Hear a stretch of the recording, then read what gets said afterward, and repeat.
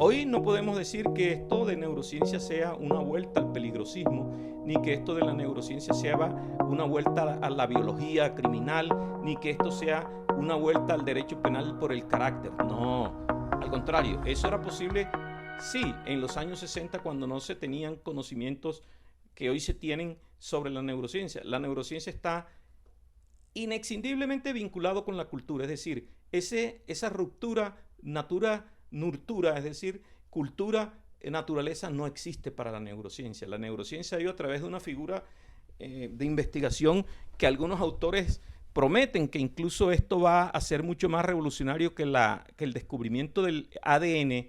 Uf. La epigenética nos está enseñando que nosotros no somos pura genética, somos también cultura. Buenísimo. La palabra epigenética significa que a través de la cultura nosotros podemos modular nuestro comportamiento hacia el futuro, pero también transmitir a nuestros herederos el tipo de comportamiento social que nosotros llevamos a cabo. Todo esto. Por eso se llama epigenética, por encima de la genética. No se cambian los genes, sino que los genes pueden activarse o desactivarse.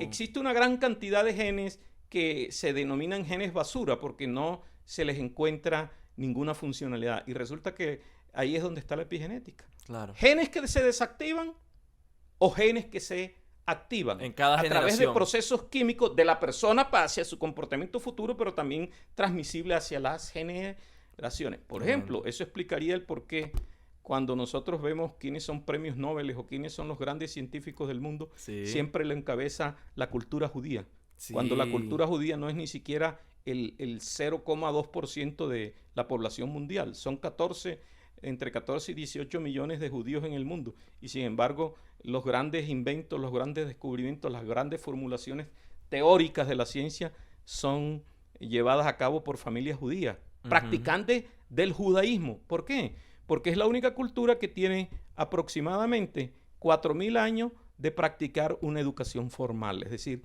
llevan la educación en la epigenética. Claro. Cuando todos los demás, especialmente nosotros los occidentales, conocemos la educación formal hace 200 años, claro, a partir de la Revolución Francesa. Incluso en Latinoamérica todavía estamos frente a una grave deuda con la educación formal. Claro, hace mucho sentido todo lo que nos explica, doctor, sobre todo en el caso de Dahmer, en el caso que nos mencionaba, pero la pregunta aquí sería, entonces, el derecho penal si vive espaldas a la ciencia como tal, por ejemplo, en estos casos en los que se habla del comportamiento humano y se puede diferir si es comportamiento o no es comportamiento. La pregunta para usted y de parte de toda la ciudadanía sería, ¿podemos estar seguros que nuestro sistema penal realmente está administrando justicia de manera adecuada? Bueno, esa es una pregunta muy interesante que habría que contrastar empíricamente. Lo que pasa es que somos tremendamente malos para realizar investigaciones de campo. Casi que todas las investigaciones en nuestro medio son investigaciones de tipo jurídico.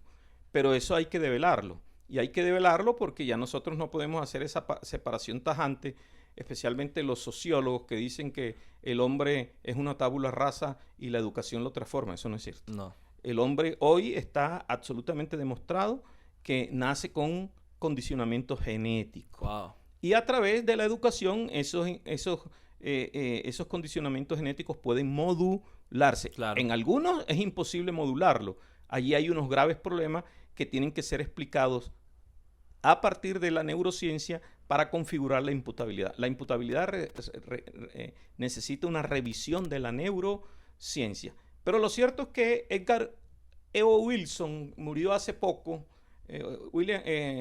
Edgar Osborne Wilson, que es el gran teórico de la teoría compleja y omniabarcante de la ciencia, dice que no existe una tal distinción meramente cuantitativa o cualitativa entre naturaleza y cultura, que existe una progresión entre ellos. Si existe una progresión entre ellos, tenemos que hacer una revisión epistémica, una revisión epistemológica del derecho y especialmente del derecho penal. Bien detallado. Ese es un asunto que hemos abordado con Carolina Gutiérrez de Piñera, una neurocientífica colombiana con la cual yo trabajo en mi último libro publicado hace un mes, que se llama Epistemología y Teoría del Delito. No podemos Maravilloso. seguir de espaldas a la ciencia. Perfecto. Doctor, por favor, ahorita me pasa el dato para que podamos dejar la información de dónde podemos conseguir su libro, dónde podemos comprarlo, dónde podemos leerlo,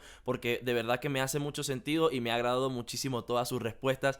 Agradecerle por todas sus intervenciones, por toda la información brindada, por edificar tanto a la audiencia. Y bueno, vamos a terminar esta entrevista con preguntas de sí y no. Son preguntas rapidísimas. Y con esto finalizamos, que a nuestra audiencia le interesa mucho saber sobre usted, sobre su experiencia. Así que las preguntas de sí y no son bien rapiditas. Primero, ¿le gustó estar en el Congreso de CESUL? Sí. Ok.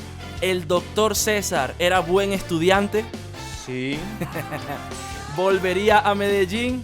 Por supuesto que sí. ¿Nos visitaría en Bucaramanga? Por supuesto que sí. ¿Y le gustó estar en el escritorio de Luis? Excelente. Sí. Muchísimas gracias, doctor. Excelente. Gracias por sus respuestas.